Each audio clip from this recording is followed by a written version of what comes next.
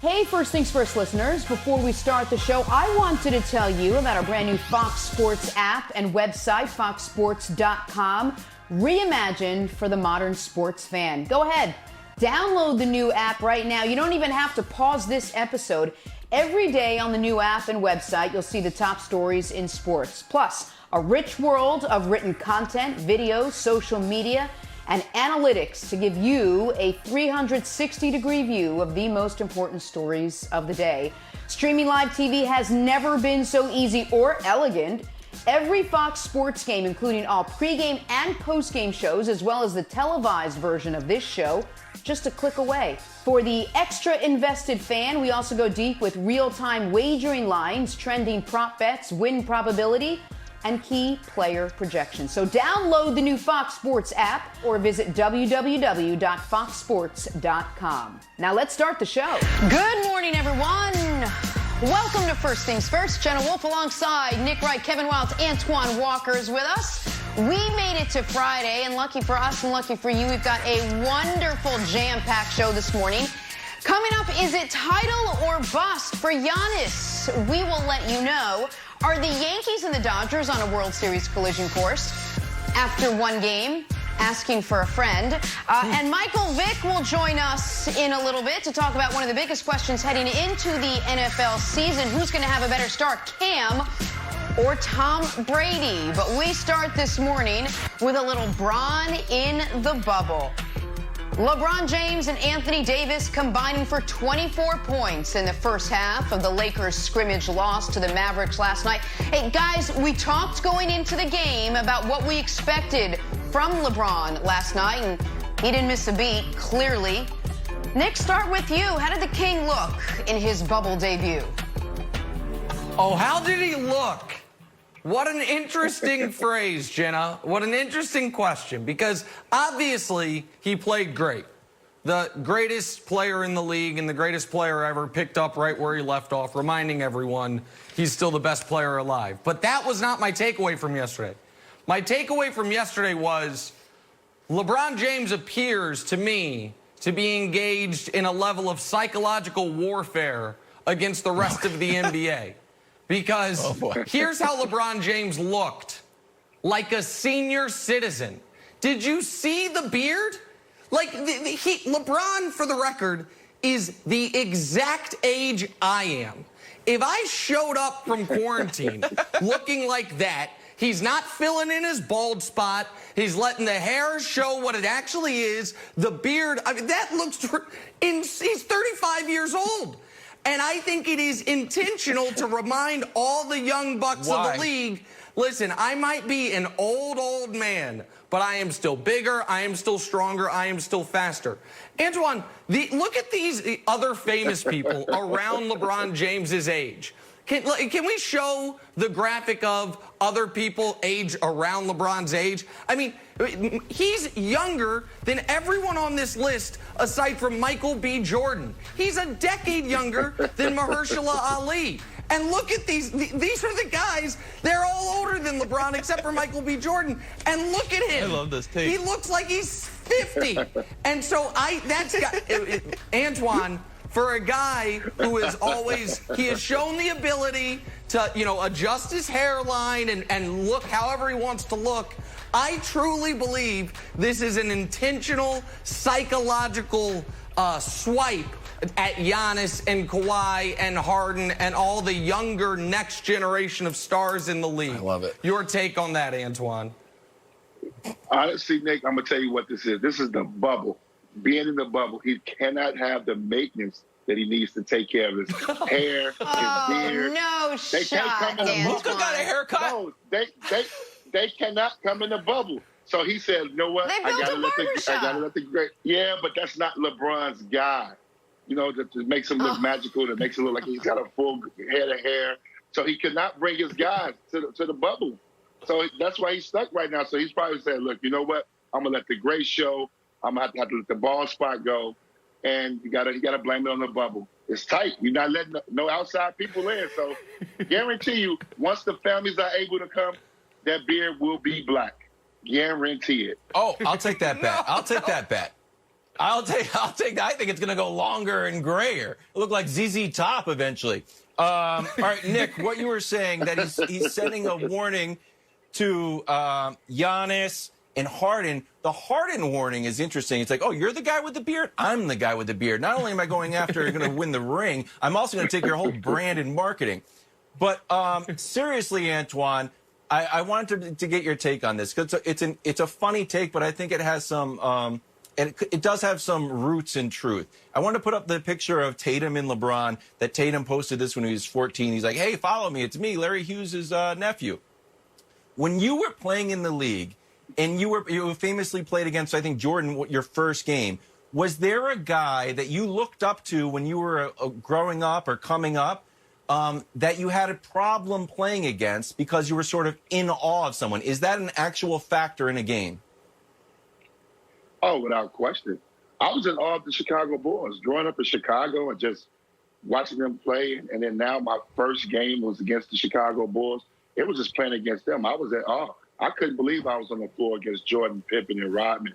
So I could that definitely plays a factor in young guys when you get an opportunity to play against some of your childhood heroes or the teams that you always fascinated being by. So I definitely believe that's true. For me, it was the Chicago Bulls.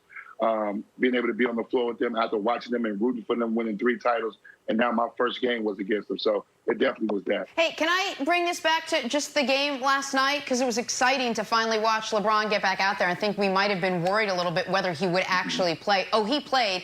And he and Anthony Davis played exactly the way we thought, even though it just was for a first half. Nick, I'll ask you, are you worried about the depth behind those two guys who you know can carry a team, but maybe the guys behind them, does that concern you at all? Well, listen, the Lakers, even pre-Avery Bradley opting out and Rondo getting hurt, and Rondo might be a bit of addition by subtraction, no offense to your guy, Antoine. I guess there was a little offense there, but no offense intended to your guy, Antoine. They already were not, and it was a fix. You're right. It is what it is. They were already not an incredibly deep team. But luckily, they have the best player in the league, the best big in the league, and the best duo in the league. And listen, and I know you said back to the game, but I really believe showing the grays in the beard the way he did was intentional, because he's going to play more minutes in the playoffs than anybody else. He's going to have a higher workload than anybody else because, Jenna, they don't have incredible depth, and he is the only reliable, proven ball handler they've got. And he's just reminding the whole league, I am built differently than all you guys. In a pre-media scrum or pre-game scrum, it wasn't, you couldn't quite tell if he said, I'm still the fastest guy out there or the baddest guy out there. There was kind of a debate amongst people who were there for it. But the answer is yes, both, all of the above. And so, yeah, the Lakers are going to be in trouble in the 6 to 8 minutes a game LeBron sits to find playmaking to get the ball to Anthony Davis in the right spots. But Wilds, I don't. Oh God! But I don't think that you got LeBron's going to be sitting much. Who's the playmaker? Who's the playmaker? You know who it is. You know who it is. It's the guy who had 9 points in 13 minutes. The guy who hit the shot at the buzzer. Wasn't the final buzzer, but it was still a buzzer. And, you know, just like yesterday, Joakim Noah did the per 36. Look at these stats. 24 points, 8 rebounds. The threes, you know, 33%, but that'll go up once he gets a little warmed up. Antoine, in all seriousness, you need a guy who's not afraid of LeBron. He's not afraid of the moment. Maybe he's a little too not afraid. But, like, I love Dion on this team. Nick doesn't like him. Nick wants to a la carte who he likes on the Lakers and who he doesn't. I love Dion. I'm rooting for him, which I guess means I'm rooting for the Lakers. I think they need Dion even more. I think the pickup was just to have another guy when they saw the Clippers making a move. But now they don't need him to score. That 6 to 8 minutes you talked about, Nick, they're going to need him to come on the floor and be aggressive. You know, he's going to have that Lou Williams type of mentality. He has to have the Lou Williams type of mentality. But I like him for his team. Obviously, he's got to be aggressive on the floor, take shots, not be afraid to make plays, because it is going to be a stretch where it's probably 6 to 8 minutes where you're not going to have LeBron on the floor. And this is going to be the biggest test for Frank Vogel. One thing, the Lakers looked very good yesterday. I thought their size show. I think to be able to play JaVale McGee, obviously Dwight Howard, Anthony Davis, they can be long. They can be very dominant on the defensive end. You definitely can see that. But Frank Vogel has to figure out what's going to be the right rotations, what's going to be the right lineups on the floor. And that's J.R. tough. Smith didn't look good, but that's going to be very tough. And then, obviously, J.R. Smith did not look good yesterday. But the great thing about it, you got a couple of these scrimmage games, and then you got 8 games to get ready for the playoffs. He's going to have to really play these guys. I know they want to lock up the number 1 seed, but he needs to use these 8 games to make sure that he finds a rotation that works. And the 8 games for the Lakers, they're all scrimmage games. They're 5.5 up on the Clippers. And so, like, they with 8 to play. So they're the 1 seed. If they went 1-7 in the 8, they'd be the 1 seed. So they can experiment during it. Just quickly on Dion, I don't know if we can show the video again. Listen, the buzzer-beating 3 was great. But the first shot he took was the reason Dion Waiters makes my chest tight when he comes on the court for a team I'm rooting for. That's fine. Good shot there, Dion. But this first shot, it's in the flow of the offense. You're going to see it. It's dribble, dribble, dribble, contested long 2. Now, he happened to make it. This is terrible. This is terrible. Look at Anthony Davis. He's like, I could have the ball. That is bad offense. What? Oh, it's terrible. It's not winning basketball. Listen, and so it just makes me nervous. Wildes, you said he has confidence. He is, to quote your friend Bill Simmons, the ultimate irrational confidence guy, and it is so over the top that it makes me anxious because they are, in those 4 to 6 to 8 minutes a game, Jenna, going to be relying, I can't believe I'm saying this, take a deep breath, on Dion Waiters. It's so entertaining when those kind of guys stress you out. Hey, speaking of older athletes who are still smacking their prime, sort of, Tom Brady making his grand arrival to the Bucs facility yesterday. What can we expect out of Brady? Next on First Things First.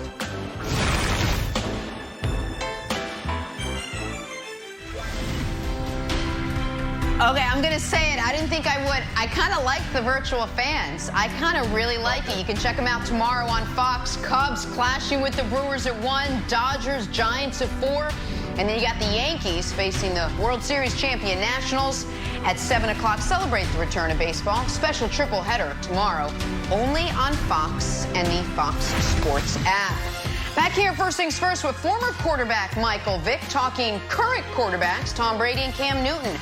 Brady arrived at the Bucs facility yesterday for the first time, just a day after we saw Cam show up at Boston Logan up in New England.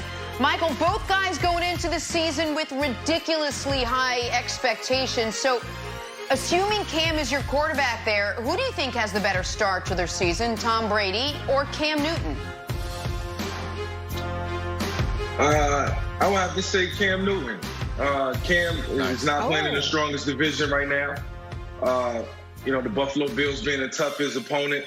And then you got Tua in Miami, young guy trying to find his way. It's going to be a process. And then you got Sam Darnold still trying to prove, his worth. So depending on how the schedule is configured, Tom Brady can get off to the best start. Cam Newton can get off to the best start, excuse me. Tom Brady, on the other hand, a tougher division. The NFC South, having to face, Hall of Famers, future Hall of Famers like Matt Ryan and Drew Brees, and then Teddy Bridgewater being in North Carolina now, they're going to be able to compete. So I haven't had the chance to look at the schedule, but I know for sure that the NFC South is going to be tougher than the AFC East. So if Cam can get off to a hot start, he can put his team in a position to make a playoff run if he's behind the center week 1. It always remains to be seen. Well, a couple things. One is major congratulations to Matt Ryan, who Mike Vick just called a future Hall of Famer. That's maybe a discussion for another day. Oh, no doubt. That's news maybe to people outside of the Ryan family. But listen, here's why Mike is right. Schedule, independent of the schedule, here's why Michael's right. 12 years. The theme of today's show might be ages. 12 years. That's the gap between Cam Newton and Tom Brady. For some context there, that's almost the exact same gap between Tom Brady and Vinny Testaverde. Tom Brady is closer in age to our colleague Troy Aikman than he is Cam Newton. Tom Brady is 3 years older than our colleague Mike Vick, who's now breaking down quarterbacks instead of talking about quarterbacks. Cam, on the other hand, is at age 31, should be in his athletic prime. And I am going to continue to remind people of this because folks just want to act like it didn't happen. When people are discussing Cam in a negative light, what they say is, well, if he can be who he was in 2015, as if that was the last time we saw that level of player. It's not. The last time we saw him healthy, which was the first 8 games of the 2018 season with a new throwing motion, he was still that level athlete, plus 19 touchdowns, 4 picks, highest career completion percentage, passer rating around 100 for a team that was 6-2. So at age 31, there is no reason to believe Cam is on the downside. There's reason to believe he suffered 2 totally unrelated injuries, a torn-up shoulder and a broken foot. Brady, on the other hand, whilst we saw him that he is clearly on the downside, and he's going to be the oldest full-time starting quarterback we have seen in 70 years in the NFL. So I expect Cam to have a better start than Tom, a better middle than Tom, and a better finish than Tom, Kevin Wildes. Okay, so for viewers at home, if you're keeping track on your Nick Wright scorecard, LeBron's gray beard makes him better, but Tom Brady being old makes him worse. Just for the record, right, Nick? LeBron's 35. Brady's 43. LeBron is just coming off a season where he almost won MVP. Brady's coming off losing. You should have kept it rhetoric, Wildes. Keep those things rhetoric. Pick 6 to the Titans. Go ahead. Come on, you know better than that, Wildes. But You know better than Brady that. grew a big beard. It's the key is the beard. I'm sorry. If we can put up the schedule, I wanted to ask Mike a question. Look, the Bucks have to go into New Orleans week 1. Tough one. No preseason. I think Brady loses that game. Meanwhile, if we've got Tua coming to Foxborough, Bill Belichick is 12-0 against rookie quarterbacks. So, Mike, here's the question. Those next 3 games, at Seattle, at Kansas City, do you think that Cam needs or confidence for Cam in the Patriots system will be a factor? So, like, does he need one of those wins in Seattle or Kansas City to get back to, like, the old, I'm MVP Cam, and we can shake off all of this, like, no one believed in me sort of rust? Absolutely. Those first 2 games are going to be critical. If he can beat Miami and then beat Seattle, that'll give him all the confidence that he needs to face the LA Rams. So it's all set up for him. I think that getting off to a good start is going to be very important. But I would love to see Cam come out and just be Cam. Use his legs, use his arm, and use his mental abilities to lead his team to victory. If he's lined up behind the center, I must say that. So it's going to be a critical juncture, at the beginning of the season, especially over the next 2 weeks, too. If he can win this starting quarterback job, get him out there and see what he can do. Some say that's a big if. Some say it's the smallest if ever. All right, let's move on to Patrick Mahomes now. Someone say he's already one of, if not the best quarterbacks in the league. Mahomes himself says, slow your roll. I can get even better. The defending Super Bowl MVP told CBS Sports, quote, I really have only been playing quarterback for 6 or 7 years. It's not like I've been playing for a very long time at the position. So I'm going to do whatever I can to try and get better and better at the fundamentals. Michael Vick, how much better can Patrick Mahomes really get? Well, I think Patrick can get a lot better. What I feel like he learned in that playoff run was that if he uses mobility, because he can, that he can be a game changer. And in that Tennessee Titans game, he ran for more first downs than he probably did all season. So if he look back at, what he accomplished last year, I think he can feel like he can build on what he did as far as improvising. That was the biggest reason. I felt like they went all the way and won it all. So, if he can strengthen that part of his game, then sky's the limit. And every quarterback, every year, always look at himself and say, what can I do to get better? I know I always tried to work on accuracy each and every year as I evaluated my game. And I look back, I said, okay, I was inaccurate for the first half of the season. I got better in the second half. That hasn't changed. So if you're not looking for something that you can get better at, then you're not striving to be the best that you can be at the respective position. And, you know, for a guy who just went all the way, to say there's room for improvement, it's pretty scary for the rest of the National Football League. Yeah. Well, Michael, you referenced Mahomes' running ability in that Titans game, but I would argue that touchdown run he had right at the end of the first half against the Titans, when he scampered the sideline, took the hit, ends up giving the Chiefs the lead going into halftime. I think that's the most iconic quarterback run since your touchdown run against the Vikings in overtime. Was it the Vikings? I think it was the Vikings. Two guys ran into each other and you end up going into the end zone. It is, when people say, can Patrick Mahomes get better, I think it's really interesting that you focus on what he can do with his legs. Because as far as throwing numbers and eye test, through the first 35 games of his career, he's off to the greatest start we've ever seen from any player. His touchdown-interception ratio, passer rating, all of it. And you just watch him and you say, okay, his arm talent is already a 99 out of 100. His accuracy is a 96 out of 100. His power is a 98 out of 100. So how much room for growth is there?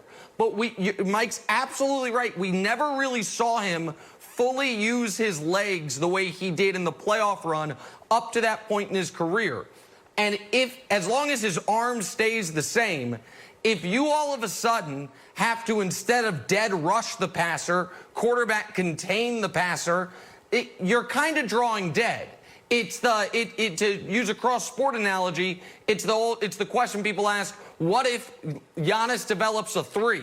Well, the answer is then everyone's drawing dead. If Giannis, there's no way to guard it, right? And so when we've talked about this before, Mike, the best version of you, I always said, was the full year in Philly when you had both the legs and the arms were kind of fully functional, so to speak. And what you saw was there is no great defense for that style of quarterbacking, right? No, that's correct. When you can bring those two elements to the table, beat a team with your arm and beat it with your ability to improvise and be mobile, then, you know, you just make it that much more harder to stop you. And you keep the defensive coordinators up all night because they can't really put a solid game plan in for you because you're going to defeat the defense 95% of the time. So it's just an advantage for Patrick Mahomes. And like I said, when I look back at what he's done, like you said, you know, he's been on point in the passing game since he first stepped on the field. Now, his ability to move the pocket, play outside of the pocket is going to get better and improve. And that just makes for a much more scarier Patrick Mahomes. I know you guys are talking about pragmatic ways Mahomes can get better and Andy Reid can, make Mahomes better. But can we show the most interesting video of Patrick Mahomes that has come out this year? And it's not the one with him chugging a bunch of beers, Nick, that will lead you to the Super Bowl hangover and upset your dynasty. It's this behind-the-back pass, Mike. Oh, yeah. Mike, do you think this is a gimmick, or do you see this actually working in a game? If somebody can pull it off, it's Patrick. Like, I've never seen a quarterback throw an accurate pass behind his back. I mean, a swing route, like, with a guy on the move, that's, like, unbelievable and so hard to do. But if it's one guy who can pull it off, it's Patrick Mahomes. We already seen him throw it with his left hand, so who knows what he can pull off. Okay. Oh, I bet he breaks that out this I'm here season. for that. I'm here for that. Lakers guys made their bubble debut last night. Newly signed Dion Waiters had himself a game. Nobody are happier than Nick Wright. Plus, we heard from an even more recent Laker addition, J.R. Smith, on his packing woes entering the bubble. Take a listen to this, guys. What's the one thing you didn't pack that you wish you did? Man, more underwear and socks. How many did you pack to begin with? Honestly, I packed like 7 because I figured I'd be good for once a day. But then I ain't calculate all the showers in between, everything that I be doing. So I be running through like within 2-3 days. We got a good laundry system though. We got a great laundry system, so I'm good. Any of the Disney characters can come lend you some? Donald Duck? I mean, man, I wish.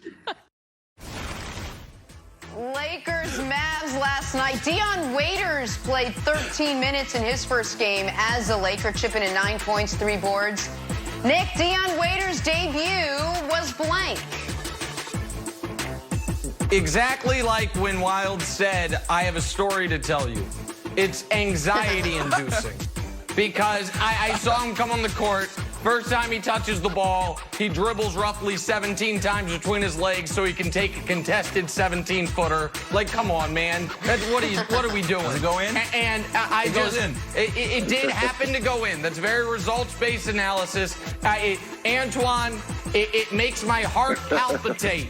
Not in a good way. When Dion hits the court, it's anxiety-inducing. Nick, a little small sample size of the X Factor. Yes, the X Factor for the Lakers. He'll be the X Factor for them coming off the bench. So this is a small sample size yesterday of it. Jenna, remember when we used to go out to meals? You, me, and Nick went out to a meal, and we sit down, and Nick was like, and you start to order, and Nick's like, oh boy, here we go, because Jenna likes to switch things out. He didn't like my substitutions. Yep. Yeah, you like to switch it up. Very Harry Met Sally-esque, yeah. Yes. So Nick's like, well, I like LeBron, I don't like Rondo, and I like AD, but I don't want Dion. Like, you gotta like it. That's what Frank Vogel's got you. That's what Rob Pelinka has delivered this meal to you. Just have it, and it's going to be, you can make it to the Western Conference Finals. Who orders right off the menu anyway?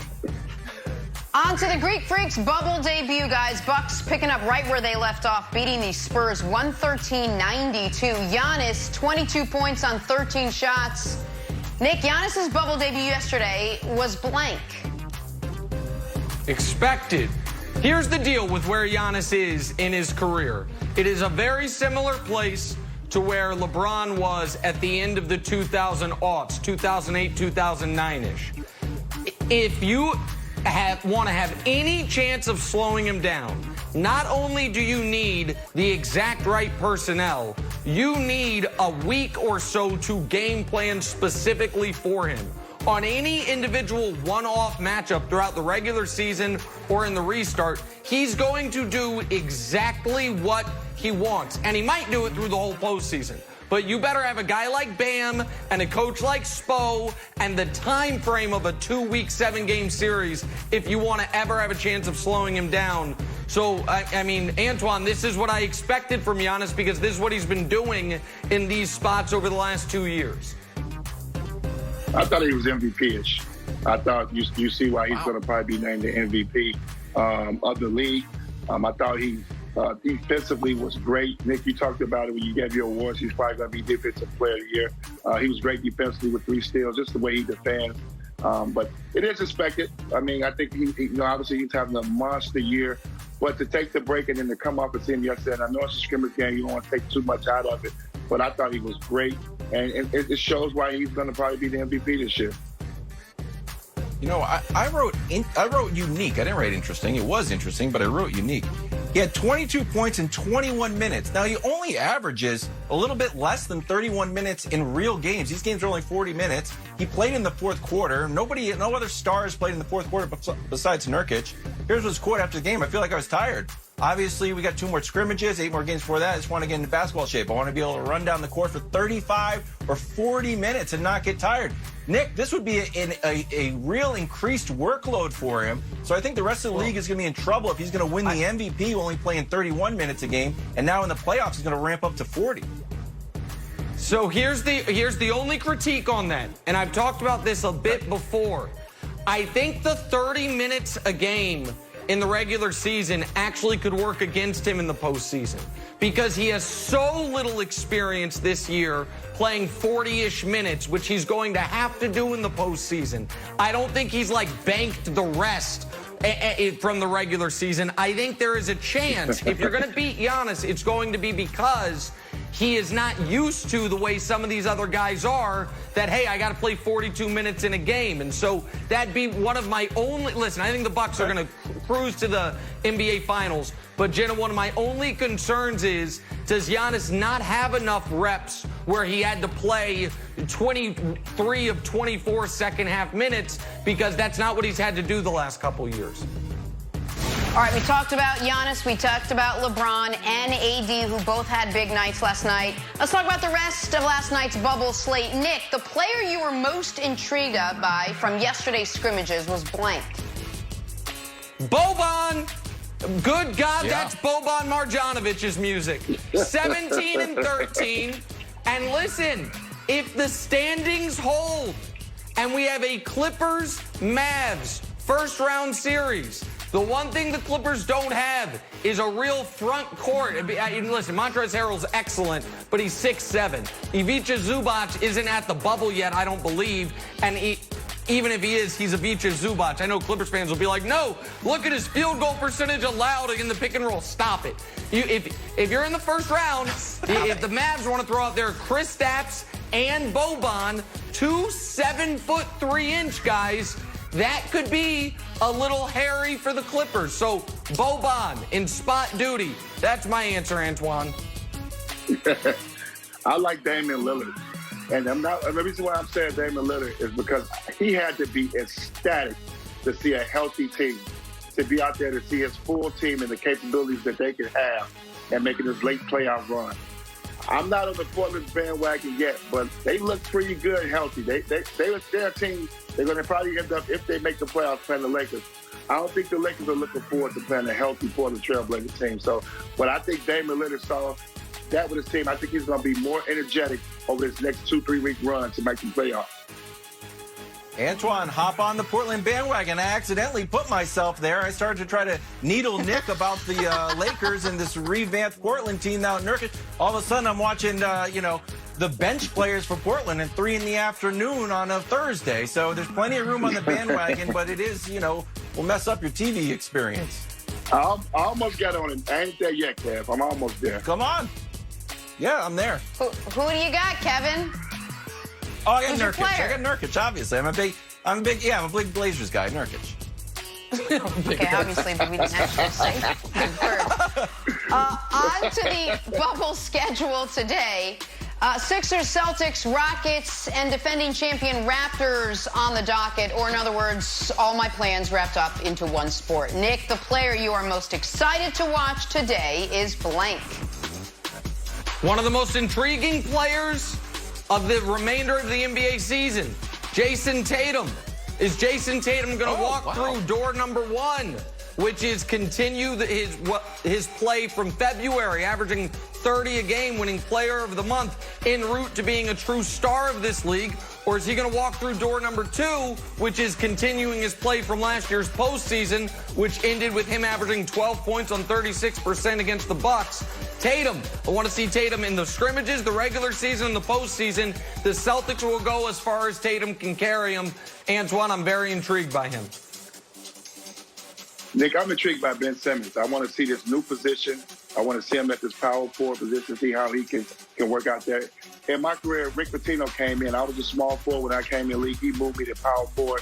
It changed my career. I was able to be an all-star then. I want to see if Ben Simmons can flourish at this power forward spot. I think this is a great idea, and I'm looking forward to seeing that. And hopefully, he shoots a couple of jump shots. I don't even care if he makes it. Hopefully, he just shoots a couple.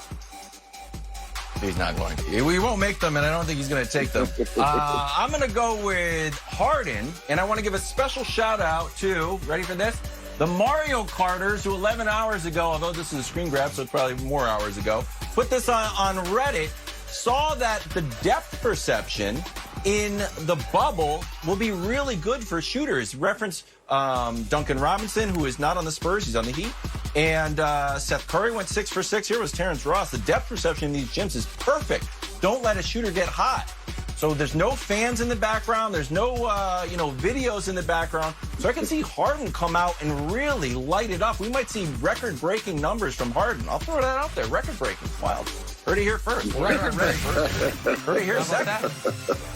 Maybe Ben Simmons could take advantage of the lack of depth perception. In addition to basketball, baseball's back as well. Our friends at Fox Bet have the Yankees and Dodgers as co-favorites to win the World Series. Did those odds get even better after last night's win? Swish joins us next. First things first. Stories to start your morning, joined by Nick Swisher. So let's talk some baseball. Yankees beat the Nats last night 4-1 in a rain-shortened season. opening 6-inning game. Giancarlo Stanton went yard off Max Scherzer, chipped in 3 RBI. Swish, Yanks have to be thrilled with what they got out of Cole last night. Garrett Cole, were you? Oh, yeah, absolutely. I think Yankee fans have been waiting for an ace for a long time. And to be able to have Garrett Cole on the mound every 5th day, I mean, that feels really, really good. I think the other thing Yankee fans are really excited about is the health, the overall health of the team. Remember, back when spring training started, Aaron Judge was hurt. Giancarlo was hurt. James Paxton was hurt. And now we get into summer camp, right? Spring training 2.0, and everybody's healthy. A healthy Giancarlo Stanton in the middle of that lineup only helps Aaron Judge, Gary Sanchez and the rest of the guys. But when you have a guy like Garrett Cole on the mound throwing a one-hitter on opening day, I mean, that feels absolutely amazing as a Yankee fan.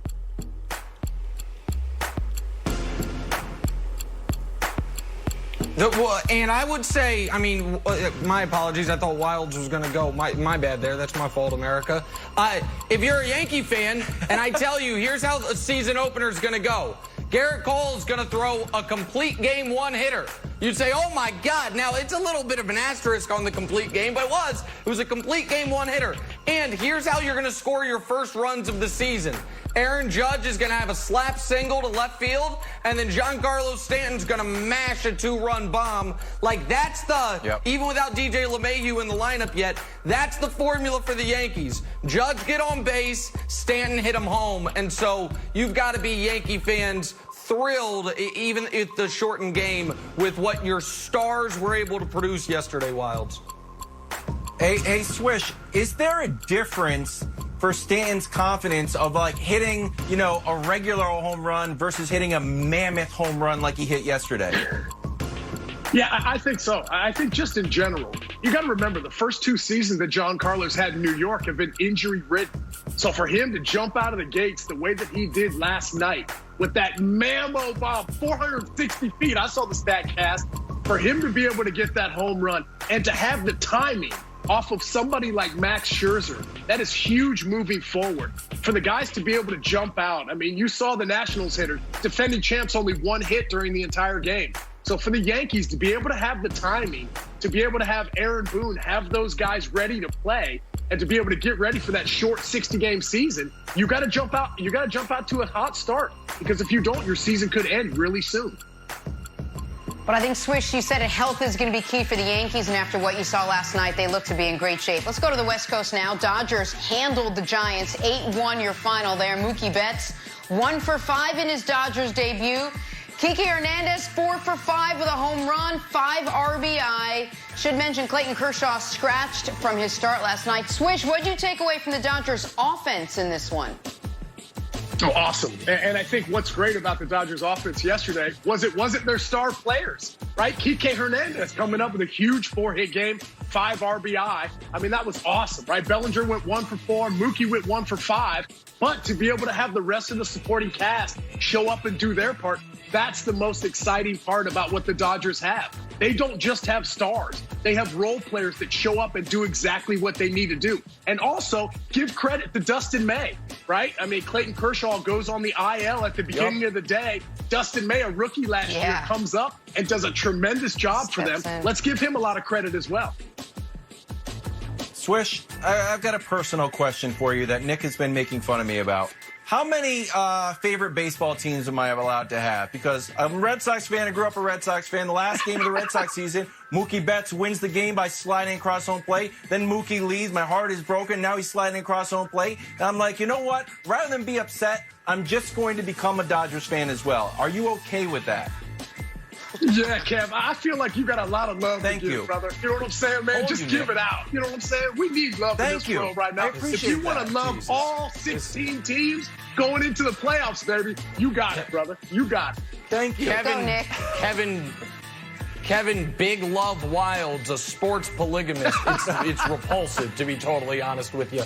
Listen, I've got immense love for Dustin May, as you mentioned. Sure, because here's the situation. Yesterday, I'm driving in my car. I'm listening to the great Adam Shine's radio show. He's waxing poetic about how Clayton Kershaw is one of the greatest opening day starters ever. Career ERA 1.05.